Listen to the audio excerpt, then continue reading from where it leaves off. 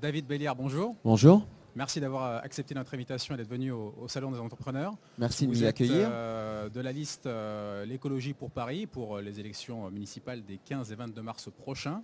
En amont de cette interview, nous avons sollicité des entrepreneurs de Paris et d'Île-de-France pour faire remonter leurs inquiétudes. L'idée, en fait, c'est de répondre concrètement à leurs préoccupations. La première question, toute simple, c'est dans votre programme, quelle est la mesure principale pour les entrepreneurs à Paris? D'abord, je pense qu'il y a un problème aujourd'hui que tout le monde partage, qui est la question du foncier. Aujourd'hui, lorsque vous voulez bien créer une entreprise, monter votre activité, développer un commerce de proximité, eh bien vous avez une difficulté pour accéder au foncier. Et moi, ce que je souhaite faire, c'est faciliter l'accès au foncier. Alors l'accès au foncier pour le commerce via notamment des outils qui existent déjà et que je souhaite renforcer, par exemple la CEMAEST qui aujourd'hui peut préempter un certain nombre de surfaces commerciales. Elle ne le fait pas suffisamment parce que ses moyens sont insuffisants, malgré la politique active qui a été menée par Joëlle Morel, sa présidente, et qui est une élue écologiste. Et puis vous avez aussi une question qui est une question fondamentale pour développer l'activité, pour développer l'entrepreneuriat, mais qui est aussi une question de recomposition de la ville et qui est une question profondément écologiste, c'est de rapprocher le lieu de travail au lieu d'habitation pour éviter les transports inutiles, pour améliorer la qualité de vie de celles et ceux qui travaillent et qui vivent dans certains quartiers. Moi, ce que je souhaite, et ça se fera en partenariat avec les acteurs, qui sont aussi des acteurs privés, eh bien, c'est de développer des espaces de mutualisation, des espaces de coworking, mais on travaillera à ces modalités, mais pour permettre dans tous les quartiers, dans tous les arrondissements, eh bien, d'avoir des lieux où des entrepreneurs pourront aller travailler pour des prix qui seront des prix faibles, et qui leur permettra d'une certaine manière d'avoir une aide au lancement en ayant des locaux pour travailler. Ce seraient des espaces de coworking municipaux? Alors on verra les modalités, ça peut être des espaces de coworking municipaux, par exemple en utilisant un certain nombre de bâtiments qui sont aujourd'hui des bâtiments municipaux non utilisés, mais moi je crois qu'il faut aussi laisser ouvert à des formes d'initiative et d'innovation. Nous travaillerons avec celles et ceux qui auront peut-être des idées ou des propositions à faire à la mairie, notamment pour animer ces espaces, parce que moi je parle d'espaces de coworking, je ne suis pas un spécialiste, mais on peut imaginer, je crois, d'autres concepts qui répondraient à certains besoins de certains types d'entrepreneurs. Ces espaces seraient dédiés aux Parisiens ou aussi aux Franciliens? L'idée, c'est plutôt de rapprocher celles et ceux qui vivent dans des quartiers de leur lieu de travail. Donc, en priorité pour les Parisiennes et les Parisiens qui souhaitent développer aujourd'hui une entreprise. Après, on ne va pas segmenter, on ne va pas discriminer les personnes qui sont franciliennes et qui souhaitent venir travailler à Paris. Mais l'idée, encore une fois, c'est de remettre de l'activité dans les quartiers. C'est d'éviter la spécialisation des quartiers avec les bureaux d'un côté, les habitations de l'autre et les services publics encore plus loin. Non, nous, ce qu'on veut et ce que je souhaite, moi, c'est redonner vie au quartier. Pour redonner vie au quartier, il faut des commerces de proximité et il faut aussi des lieux où celles et ceux qui ont des idées, des désirs d'entreprendre, qu'ils puissent le faire à proximité de leur domicile. Avec la pression foncière, comment un petit artisan, un petit commerçant peut s'implanter à Paris? Ça devient de plus en plus compliqué. Justement, c'est une réponse à cette difficulté qui est aujourd'hui partagée. Vous savez, depuis le début de la campagne, je rencontre un certain nombre d'acteurs économiques et ils me disent tous la même chose. C'est nous avons un problème pour accéder au foncier. Et pour ça, je crois qu'il faut aujourd'hui optimiser le foncier qui est disponible. Vous avez à peu près 10% du foncier à Paris qui n'est pas utilisé. Vous avez un certain nombre de bâtiments qui sont des bâtiments publics, bâtiments municipaux, bâtiments régionaux, bâtiments aussi nationaux qui sont au cœur de Paris et qui sont pour moult et moult raisons non utilisés aujourd'hui. Eh bien ces bâtiments, ils doivent être utilisés en partie pour répondre à des enjeux sociaux, par exemple l'hébergement d'urgence, des enjeux aussi de création culturelle et aussi, eh bien oui, qu'ils doivent être aussi des lieux où se fait l'innovation et l'innovation en termes d'entreprise. Est-ce que vous avez prévu des aides financières justement pour aider le petit artisan, le petit commerçant à rester ou à s'implanter à Paris? La première des aides financières, vous savez, on est aujourd'hui dans une grande révolution pour Paris et c'est l'histoire que moi je propose d'écrire pour Paris. Et notamment cette histoire, cette nouvelle histoire par rapport à un contexte qui est un contexte d'accélération des dérèglements climatiques, d'augmentation de la chaleur. Une question qui nous est posée aujourd'hui, c'est la vivabilité de la ville, tellement les températures peuvent monter. Et on le sait, 42 degrés l'été dernier, on sait que ça va se multiplier et on sait que ça va s'amplifier. Donc, il y a une nécessité de faire une révolution urbaine. Cette révolution urbaine, c'est la révolution des transports. Favoriser le vélo, favoriser la marche à pied, favoriser les transports en commun.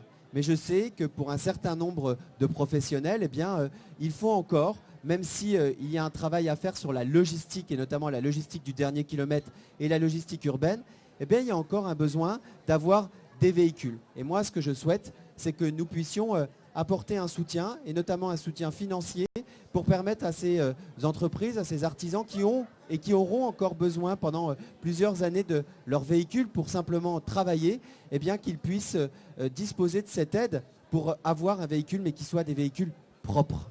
Quelles seraient les conditions ? Les conditions, on verra. Vous savez, moi, je suis pour la discussion. Je suis pour la concertation. Je crois qu'il y a un certain nombre de décisions qui, aujourd'hui, ont été prises sans concertation et notamment qui ont été prises à l'encontre des acteurs privés, qui sont des acteurs d'ailleurs importants pour une ville. Les petits commerçants, les artisans, les entrepreneurs, ce sont des gens qui font battre le cœur de la ville. Et moi, ce que je souhaite, c'est que nous ayons des lieux de discussion. Nous avons des objectifs.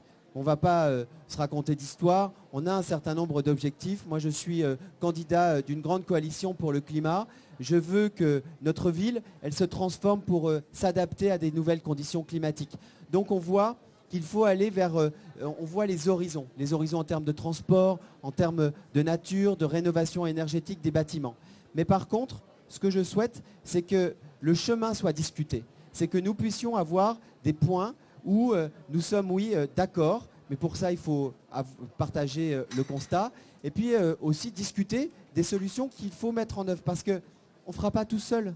Cette révolution urbaine, cette révolution écologiste, je ne vais pas la faire tout seul ou même avec mes amis qui sont sur nos listes. On va la faire avec les entrepreneurs, on va la faire avec les artisans, on va la faire avec les commerçants, on va la faire avec les Parisiennes et les Parisiens. Les difficultés de circulation, les temps de trajet extrêmement longs dans Paris, c'est un problème pour l'activité économique. Comment vous comptez réduire les embouteillages à Paris ? La congestion, c'est 2% du PIB en moins. Donc oui, évidemment, c'est un problème. Alors comment on fait ? Comment on fait ? C'est paradoxal, mais il faut enlever les voitures inutiles. Ça peut paraître particulier, mais en fait, c'est une des mesures qu'il faut aujourd'hui prendre. Moi, j'appelle à libérer Paris de la voiture inutile. Donc les voitures dont on peut se passer. C'est-à-dire à chaque fois proposer des alternatives aux gens. Des alternatives aux gens en termes de vélo, des alternatives en termes de marche à pied. Aujourd'hui encore, la marche à pied reste compliquée et trop compliquée à Paris. Et puis des alternatives aussi en termes de transport en commun. Ce n'est pas normal qu'à Paris, vous soyez complètement compressé quand vous prenez certaines lignes de métro parce qu'il y a trop de monde. Donc, il faut développer des transports en commun et notamment des transports en commun en surface. C'est la raison pour laquelle j'ai proposé la création d'un tramway des gares qui irait de gare Montparnasse jusqu'à la gare du Nord. Et en fait, lorsque vous faites diminuer le nombre de voitures, eh bien vous permettez aux voitures qui restent, les voitures collectives, les taxis, les VTC, les voitures pour les personnes en situation de handicap, les voitures pour les entrepreneurs, pour les artisans qui ne peuvent pas faire autrement, eh bien de circuler et de mieux circuler qu'ils ne le font aujourd'hui. Et pour les déménageurs qui se déplacent en camion, par exemple ? C'est la même problématique. Vous avez la même problématique, une problématique à la fois de transformation de leurs véhicules vers des véhicules propres, et puis vous avez, oui, de leur permettre de mieux circuler à voiture, de mieux circuler dans la ville, parce que justement, vous avez moins de circulation. L'objectif, c'est de concentrer la voiture individuelle ou les véhicules indépendants et individuels vraiment sur leur strict minimum lorsque l'on en a vraiment l'utilité. Et pour un déménagement, aujourd'hui, en l'état des technologies, en l'état de l'organisation logistique de la ville, eh bien oui, nous avons encore besoin de ces camions de déménagement. David Belliard, si vous êtes élu à la mairie de Paris, est-ce que vous allez interdire les terrasses chauffées des cafés et restaurants ? Je discuterai avec les cafetiers, oui ou non ? Mais je vais y venir, je vais vous répondre. Je ne fais pas de langue de bois, vous savez. Moi, je suis opposé au fait d'avoir aujourd'hui des terrasses chauffées, en tout cas des terrasses chauffées telles qu'elles sont chauffées aujourd'hui. Ça deviendrait à l'idée de personnes en période de canicule d'installer des climatiseurs pour rafraîchir la ville. Il y a d'autres technologies. Par exemple, vous avez des technologies de percolation d'eau qui sont des choses très simples et qui permettent de rafraîchir. D'abord, il faut aller chercher d'autres technologies pour permettre peut-être de chauffer les terrasses sans utiliser du gaz, sans utiliser du pétrole, bref, sans utiliser sans être sur des technologies qui sont des technologies aujourd'hui qui sont polluantes. Donc il faut sortir de ça. On ne peut pas dire d'un côté qu'il y a un problème avec le climat, qu'il y a une urgence climatique, avoir cette angoisse de voir le monde qui est en train de brûler littéralement sous nos yeux en Australie et en Amazonie, et de l'autre côté, nous dire qu'il faut continuer à faire comme avant, et notamment à continuer à chauffer les terrasses comme avant. Non, mais innovons. Allons chercher des technologies qui nous permettront peut-être de chauffer des terrasses sans qu'on soit, continuer à utiliser les technologies actuelles. Et puis vous avez une technologie qui existe, ça s'appelle la couverture. C'est la première des technologies. Je ne dis pas que c'est ça qu'il faut faire partout. Voyons si on peut trouver d'autres choses. Mais dans certains pays d'Europe, et notamment d'Europe du Nord, lorsque vous allez prendre un café sur une terrasse, eh bien oui, vous avez un plaid qui vous est proposé. Et ça sera des plaids qui seront fabriqués à Paris par des entrepreneurs. Vous avez un calendrier pour l'interdiction ou pas? Encore une fois, la question, c'est la concertation. Nous avons un objectif, oui.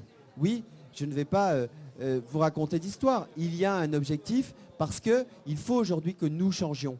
Et moi, je préfère, plutôt que l'interdiction, puisque c'est votre mot, moi, je préfère parler plutôt de changement, d'innovation, de trouver d'autres solutions, d'autres chemins pour continuer à profiter de nos terrasses. Parce que les terrasses, ça fait partie de l'identité de Paris. Mais il faut que nous fassions différemment. Il faut innover. Faisons-nous confiance. Faisons-nous confiance. Merci beaucoup à David Belliard. Merci.